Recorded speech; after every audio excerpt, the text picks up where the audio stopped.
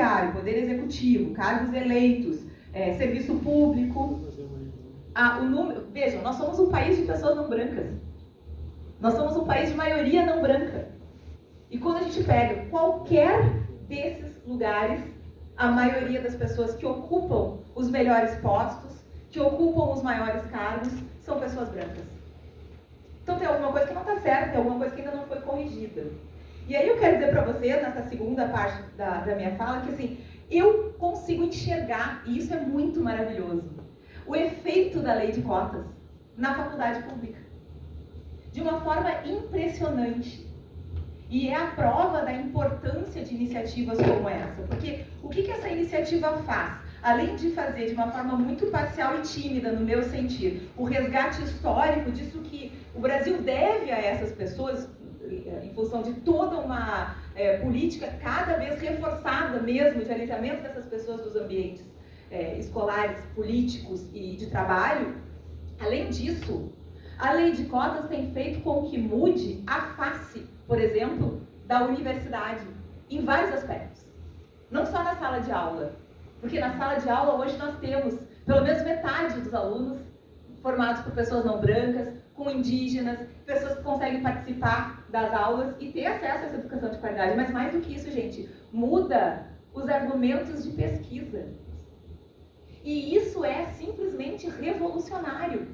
Então, o que significa dar acesso a essas pessoas que historicamente foram alvo de discriminação e de segregação é permitir que se altere o que se pesquisa na faculdade, na universidade pública.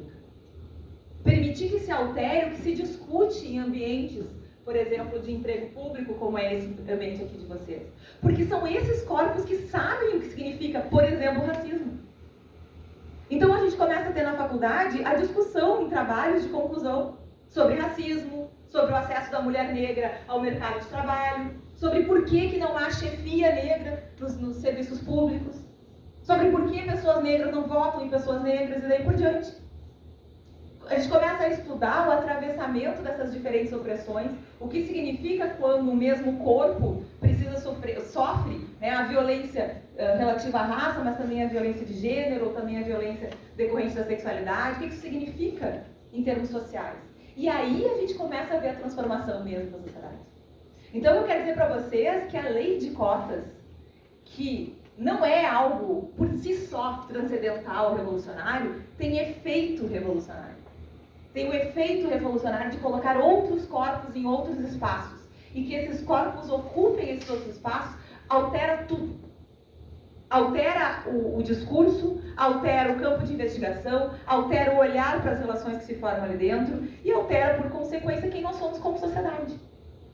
E aí, para finalizar essa fala inicial, eu quero dizer a vocês que eu tenho uma convicção de que o que nós estamos vivendo hoje no Brasil é efeito também dessa mudança nas placas tectônicas que se opera a partir do momento em que a gente começa a discutir, por exemplo, o que é o feminismo e por que ele importa nas relações sociais, começa a discutir o que é o racismo e por que ele importa nas relações sociais.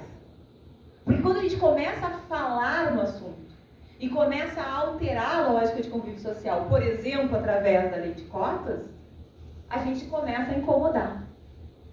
Incomodar quem sempre esteve nos postos de poder. Tem aquela fala famosa, né, do sujeito que está desaparecido há algum tempo. Quem defende o homem branco heterossexual? Tem uma entrevista que ele deu há muito tempo em que ele dizia isso. Quem defende o homem branco heterossexual? Pois ninguém defende, coitados, né? Eles estão aí sem uma defesa, se sentindo ameaçados. Eu estou brincando, mas estou falando muito sério. Nós estamos vivendo hoje uma reação a essa suposta ameaça que implica tirar determinados corpos de determinados lugares para colocar outros. Porque é isso, gente.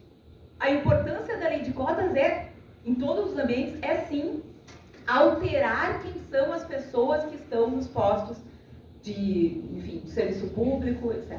Alterar. O que significa dizer que alguém vai ter que sair, porque outros precisam entrar. E é isso que é necessário, porque sem isso não vai ter mudança. Sem isso a gente não vai conseguir alterar a nossa lógica de convívio social e nós vamos continuar sendo um país que, tendo a maioria de pessoas negras, segue performando uma identidade branca que não tem nada a ver com a nossa história, que não tem nada a ver com a nossa cultura.